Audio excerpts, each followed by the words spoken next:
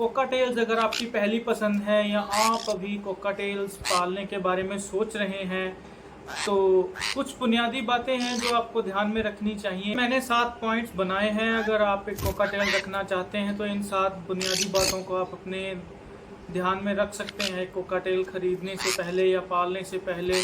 इससे क्या होगा कि आपके जो कोकाटेल्स रखने में आपको कोई दिक्कत भी नहीं होगी और आपके बर्ड्स की जो सेहत है वो भी अच्छी रहेगी और वो ब्रीडिंग भी बहुत अच्छी करेंगे। हेलो दोस्तों, स्वागत है आपका हमारे YouTube channel falcon bird aviary में और मैं उम्मीद करता हूँ आप और आपके प्यारे प्यारे से बर्ड्स बहुत ही हैप्पी और हेल्दी होंगे।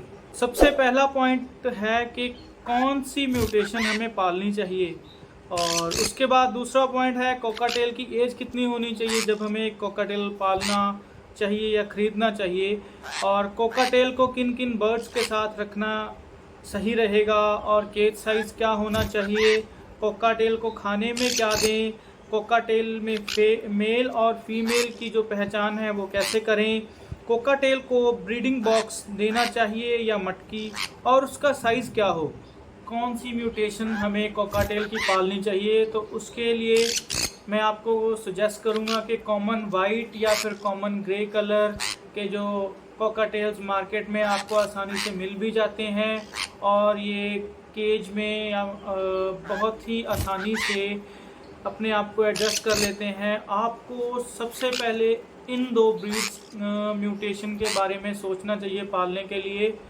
ये जो 2 म्यूटेशंस हैं कॉमन ग्रे और कॉमन वाइट, ये बहुत ही जल्दी अपने केज में एडजस्ट हो जाते हैं और ब्रीडिंग बड़ी जल्दी शुरू कर देते हैं।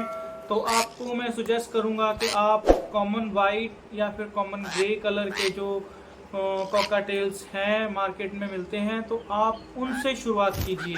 उसके बाद आपका एक्सपीरियंस भी बढ़ जाएगा तो आप और म्यूटेशंस भी रख सकते हैं।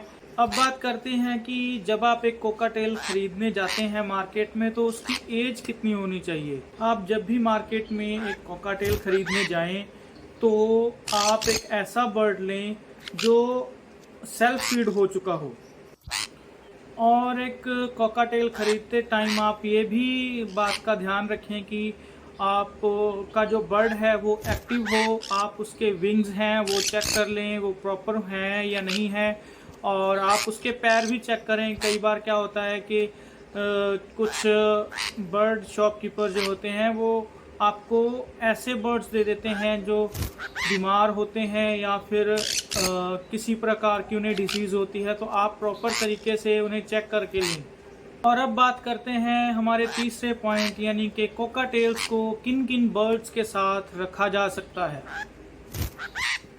कोकाटेल एक बहुत ही प्यारी ब्रीड होने के साथ साथ डरपोक किस्म की ब्रीड भी है। तो मेरी सजेशन में तो आप कोकाटेल को सिर्फ कोकाटेल्स के साथ ही रखें, क्योंकि अगर आप किसी और बर्ड के साथ रखेंगे तो ये अपने आप को हमेशा बचाने की फिराक में ही रहेंगे कि दूसरे बर्ड्स एक्टिव होते हैं तो इनके ऊपर अटैक करते रहते हैं और ये अपने आप को बचाने की कोशिश में ही लगे रहेंगे और केज में सही तरीके से एडजस्ट नहीं हो पाएंगे और ना ही ये ब्रीडिंग कर पाएंगे। तो मेरी सजेशन ये है कि आप कोकाटेल को सिर्फ कोकाटेल के साथ ही रखें तो अच्छा होगा। अब बात करते हैं हमारे 4th पॉइंट की कि हमारे कोकाटेल्स के केज का साइज़ क्या होना चाहिए। दोस्तों देखिए, कोई भी बर्ड जो है वो उसका मेन फंक्शन जो है वो उड़ने के लिए बना है। तो हो सके तो आप अपने बर्ड को जितना हो सके उतना बड़ा एक केज दें जिसमें वो अच्छे से फ्लाई कर सके, नहीं तो एक मिनिमम साइज़ जो है वो 2 बाय 2 बाय 4 का जो एक साइज़ है वो आप अपने बर्ड को दे सकते हैं। इसमें आपका बर्ड अच्छे से फ्लाई कर लेगा। बाकी किसी बर्ड के लिए एक परफेक्ट केज जो साइज़ होता है उसके लिए मैंने अलग से एक डेडिकेटेड वीडियो बना रखी है, आप डिस्क्रिप्शन बॉक्स में जाकर उससे वीडियो के लिंक पर क्लिक करके उस वीडियो को भी चेक कर सकते हैं। अब हम बात करते हैं हमारे 5th पॉइंट की, जो है कि हम कोकाटेल को खाने में क्या दे सकते हैं। हम हमारे कोकाटेल्स को खाने में हर जो सीज़न आता है वो सीजनल फ्रूट हर एक दे सकते हैं, और जिसमें जैसे कि एप्पल हो गया, अमरूद हो गया, पपाया हो गया और शुगर केन, इसके अलावा इन्हें सीड्स खाना बहुत ही पसंद होता है, तो आप अपने कोकाटेल को मिक्स सीड दे सकते हैं, जिसमें आप इन्हें मक्की दे सकते हैं और जो कंगनी दाना दे सकते हैं, गेहूं दे सकते हैं, बाजरा दे सकते हैं, सूरजमुखी के बीज होते हैं वो आप इन्हें दे सकते हैं। और आप इन्हें चेंज करके अलग अलग टाइम पे इनको देते रहें, तो ये बड़े शौक से इन सीड्स को भी खाते हैं। अगर आपको बर्ड्स के फूड्स के रिलेटेड और भी कुछ जानकारी चाहिए तो मैंने एक अलग से डेडिकेटेड वीडियो बना रखी है, आप उस वीडियो को मेरे डिस्क्रिप्शन बॉक्स में जाकर चेक कर सकते हैं। अब हम बात करते हैं हमारे 6th पॉइंट की, कि हमें कोकाटेल में मेल और फीमेल की पहचान कैसे करनी है। अगर आप कोकाटेल पहली बार रख रहे हैं तो आपको मेल और फीमेल की जो आइडेंटिफिकेशन है उसमें थोड़ी सी दिक्कत हो सकती है। मैंने कॉमन वाइट और कॉमन ग्रे जो ब्रीड्स हैं, म्यूटेशंस हैं, उनको पालने की सजेशन दी है, तो मैं आपको बताऊंगा कि हम इन म्यूटेशंस में मेल और फीमेल की पहचान कैसे कर सकते हैं। दोस्तों, हमारे जो कोकाटेल्स होते हैं उनकी चीक पर एक बहुत ही प्यारा सा ऑरेंज कलर का एक निशान होता है, एक पैच होता है। वो मेल में ज़्यादा डार्क होता है एज़ कम्पेयर टू फीमेल, तो आप ये ध्यान रखें कि जो हमारा मेल है उसके फेस पर जो एक पैच होगा ऑरेंज कलर का, वो ज़्यादा डार्क होगा और एज के बढ़ने के साथ साथ ये और डार्क होता जाता है। तो मेल की पहचान आप ऐसे कर सकते हैं।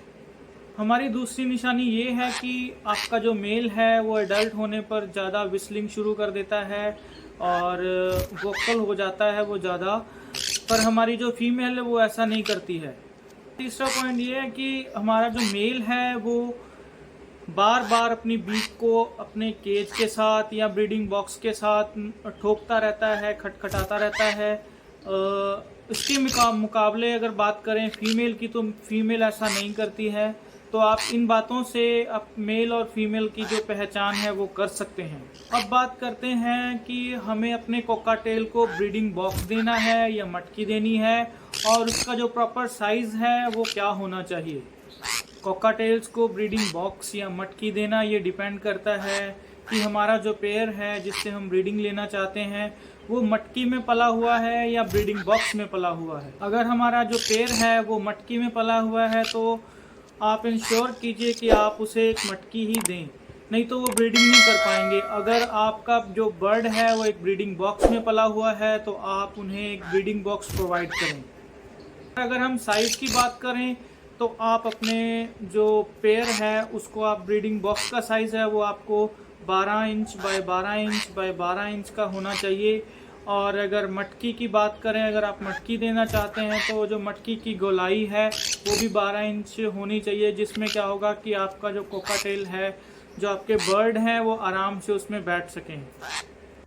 और आप इन्हें नेस्टिंग मटेरियल में जो हमारी लकड़ी का बुरादा होता है वो दे सकते हैं। बहुत से माइट्स होते हैं वो हमारे कोकाटेल को तंग करते रहते हैं ब्रीडिंग के टाइम पे, या जब वो ब्रीडिंग कर लेते हैं, जब वो एग ले कर लेते हैं, तो बहुत सी माइट्स होती हैं या चींटियाँ होती हैं, वो हमारे जो पेयर होता है उसे तंग करती रहती हैं और बहुत बार तो वो बच्चों को भी नुकसान पहुंचाती हैं। तो आप प्लीज़ जब भी एक ब्रीडिंग बॉक्स दें तो उससे पहले उसे अच्छी तरह से साफ़ करके और उसमें जो कीटनाशक जो दवाइयाँ हैं उससे उसे अच्छी तरह से साफ़ कर लें। दोस्तों, आई होप ये वीडियो आपके लिए इन्फॉर्मेटिव रही होगी। वीडियो आपको अच्छी लगी तो वीडियो को लाइक करें, कमेंट करें। वीडियो पर आपकी कोई क्वेरी है तो अगर कोई सजेशन है तो भी आप कमेंट कर सकते हैं।